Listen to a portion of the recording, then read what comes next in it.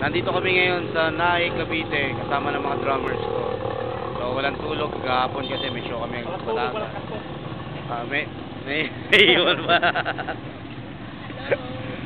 Ayan. Kasi ate mabait na Ayan, Naik. oh. Ayan, Ayan, okay.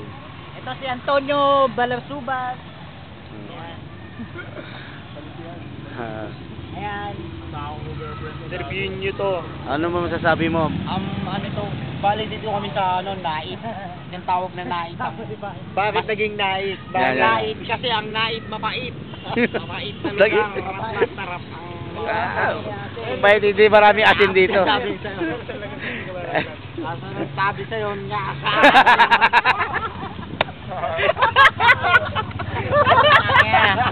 Pigilan talaga. Hindi ko pigilan ko. Samantalang nandito kami. Sa inyo yung kapaligiran sa inyo. Tuturo ko sa inyo.